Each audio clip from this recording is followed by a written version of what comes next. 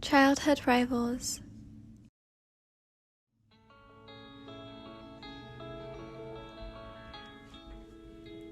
You skateboarded home, the sky turning gray as you rolled down the concrete street, the wind gradually getting stronger as you furthered from your school.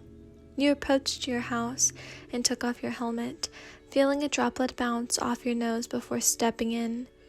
Got home just in time. You hear your parents talking amongst each other, but oddly enough, they weren't the only voices coming from the dining room. "Oh, here they come now," you hear your mom say. You hang up your helmet on your door before hesitantly walking toward the noise. No, it couldn't be. Mrs. and Mr. Chinen were sitting at the table with your parents. Well, that was a sight you never thought you'd see again. Let's go back, let's say, 8 years. That's when you first learned about your rivalry with the neighbors. You weren't exactly sure when or why the rivalry started, since it seemed to carry out from before you were born. It didn't matter to you anyway, until you met a certain boy. You were 6, sitting at the playground sandbox. You admired your little sandcastle that you had finished a minute before. A green-eyed boy approached you, and you thought he was going to admire it with you, or at least say hi, but you know what he did? He kicked it and ran. That motherfucker. At that moment, you'd been sucked into the rivalry and didn't even realize it. You were in the same class as Miya until age 8, when they moved away for work, taking their asshole of a son with them. Fast forward to today, 13 years old. You were striving, a good friend group, decent grades, and not a green-eyed pest pissing you off. You thought that 3rd grade would be the last you'd ever see of the Chinen family. But you were clearly wrong, since the adults were sitting at the table, surprisingly calm. You looked at your parents, then you looked at the Chinen family, before giving a confused half-smile at them. Hi? You hesitantly waved. "Wow, Wyan, you've gotten so big," Mrs. Chinen said with a smile on her face. Was she being passive-aggressive about that comment? Did she mean big as in fat, or big as in, well, older? You were probably reading too much into the remark. You slightly furrowed your eyebrows and glanced at your parents, who seemed unfazed. "Thank you? Yeah, thank you," you reassured yourself. "You guys are back, like the next house over?" you say, a little more disappointed than you meant to let out. "Yeah, they did," your dad said, giving you a "be polite" glare. "We decided that this time we should start over fresh. If we're going to live close to each other, we need to make this work. And," Mr. Chinen added, "since Miya is going to attend school with you again." "What?" you yell, only in your mind. Your eyes go wide, and that's when you come to the realization. "Where is Miya?" you ask, leaning on the doorframe, grasping your skateboard tightly. "In your room," your mom responded. "You should go and talk to him. This is an adult talk after all. Off you go."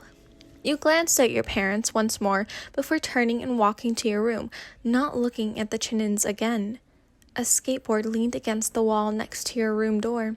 It was beautiful, with lots of different patterns and colors. You'd recognized it as a limited edition skateboard you'd seen online once. You bit your bottom lip in envy and rested your skateboard next to his. If his skateboard were to magically disappear, it wouldn't be your fault, right? If he was anything like he was at 8, he didn't deserve to have it. You clear your jealous thoughts and push open the door. You couldn't see the boy's face since he had his head on, hunched over on his phone in the corner of your bed. He didn't even glance up when you walked in the room. Even though you didn't want to speak with him, that irritated you. You threw your book bag on the floor. Miya didn't even flinch. He just continued to scroll through whatever social media he was on.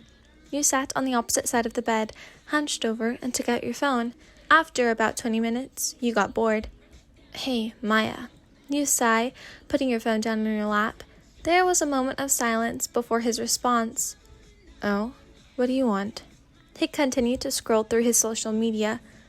Dude, I don't want to be imprisoned in my own room while our parents talk either, but it'll be much easier if we're not ignoring the other's existence. He looked up from his phone to you, and for the first time, you saw his face, his piercing green eyes being the prominent feature. Not bad. Alright, but don't get too comfortable. He responded, bringing his hood down. Wasn't planning on it. You kept your distance, but began to make small talk. So, why'd you move back? Especially after all this time. You crossed your arms, staring at Maya's bright hoodie. I'm not completely sure. He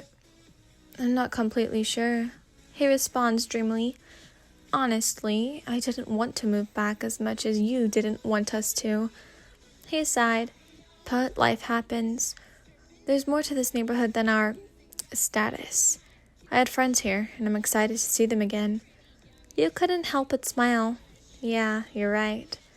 You sat in silence for another moment, but another thought came to your mind. So, you skateboard now? You looked up from his bright hoodie to his actual face. You noticed the board? Of course I did. You respond matter-of-factly. How could you not? The bright colors were blinding, dude. He chuckled. Oh, okay, calm down, drama queen. Do you like to skateboard too? Your eyes brightened like never before. Like is an understatement, man. I do it every day, like every day. Usually near the park that you kicked down my sandcastle in. You gave him a dull-eyed stare. You're still on about that? He scoffed. We were 5. That's what started our whole rivalry in the first place. Our parents just made it worse. You looked down at your sock-covered feet. Our parents made us hate each other. If it wasn't for them, everything would have been solved. We hated each other, but we didn't even know each other. Wow. You both whispered as realization kicked in. There seemed to be a lot of awkward pauses between your conversation, but this one wasn't. It was thoughtful. Both of you and he thought about every incident. It's not that you hated the other. It was the fact that he was a Chinen and you were an LN. The silence was broken shortly after by the sound of arguing coming from the dining room. Maya rubbed his temples in annoyance. I knew this wouldn't work out. This was a horrible idea. You furrowed your eyebrows and continued to think. You could have a normal conversation with Maya, but your parents couldn't. So, that was their problem. You got up and opened the door slightly, grabbing the skateboards, leaning on the wall. You passed Maya his skateboard before opening up your window. Let's go. What? This isn't our problem, it's theirs. Let's get to know each other. He shakes his head. Not that. It's pouring. He was right. Rain was coming down hard, and all you had was a sweater with you. Your raincoat was downstairs. Let's have fun for once. You skateboard along the street with Maya by your side. There weren't many cars since it wasn't rush hour, but the rain did heavily affect your vision. You didn't care all that much since you already knew these streets all too well. Take a turn here, Maya yelled, the shower almost drowning out his voice entirely. Why? You yell back. You'll see. You hit a corner, and the black-haired boy continued to lead you through the streets a few feet in front. You weren't sure where he was leading you, but for some reason, you trusted him. Maya soon came to a stop, and you slowed down as well. You might as well have legally blinded yourself, since you could barely see anything besides blobs of color in the light from the street lamps. You hold your skateboard with one hand and reach for Maya's shoulder. Where are we? The playground. Maya responds. You could hear the smile on his face. Really? You continuously rubbed the water out of your eyes, but still couldn't see anything. Yep.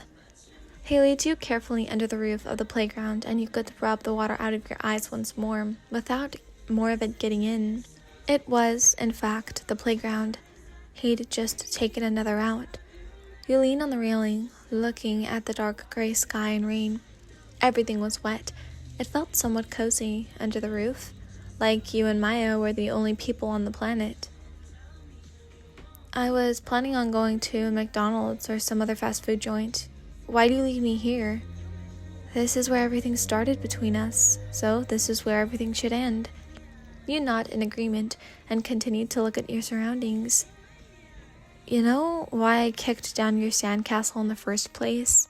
Miya asked, removing his wet hood. I just assumed it was because you were an asshole. You snickered. What? No! He chuckled. Not at all. I just thought you were cute. You looked at him in disbelief. Yeah, I know. It's super hard to believe, but I don't even know what my full plan was. It being 8 years ago and all. But I expected you to chase me and then make a game out of it. I don't know. It was dumb. He looked at you. But clearly it didn't work since you just started crying and I was too embarrassed to go back and apologize. So I just kept running. You look away from him and set your eye on the sandbox. Well, how did you start hating me? You asked. He closed his eyes as if thinking hard, like he was looking for the right words.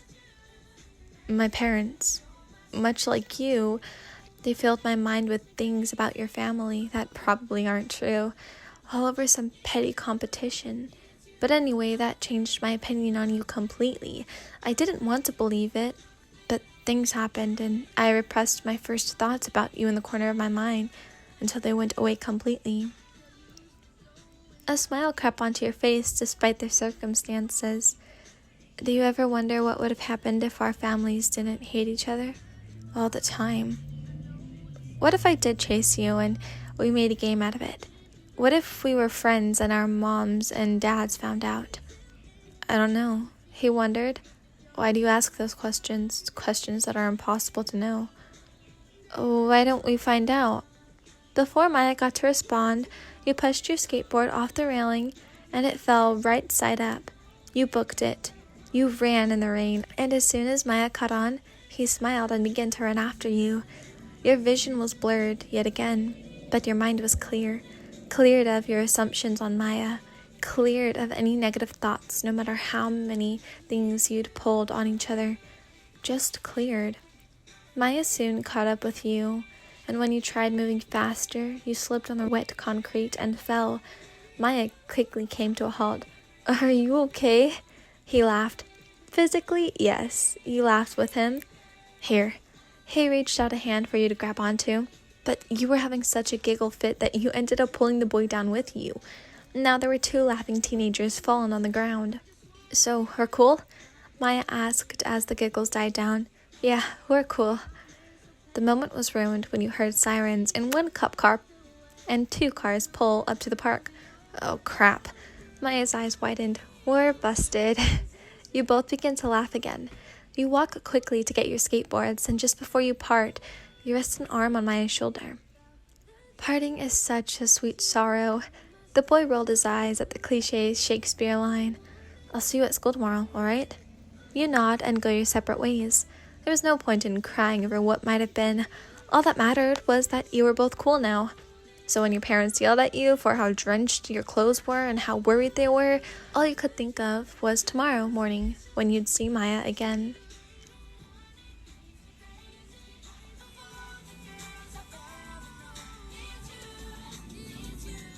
What is this Justin Bieber playlist? Like, why is this on a Miya Chinen playlist? Like, what? That's, okay, so, I know. I've been gone forever. Capital F. Actually, capital all letters. Hi, everyone. Anyways, oh my god, I love this story. Like, I was just, like, getting so much serotonin from it. It's so cute. Miya, my baby. Have an amazing morning, have an amazing afternoon, have an amazing evening, whenever you are, and I'll see you guys when I see you guys. Goodbye, everyone.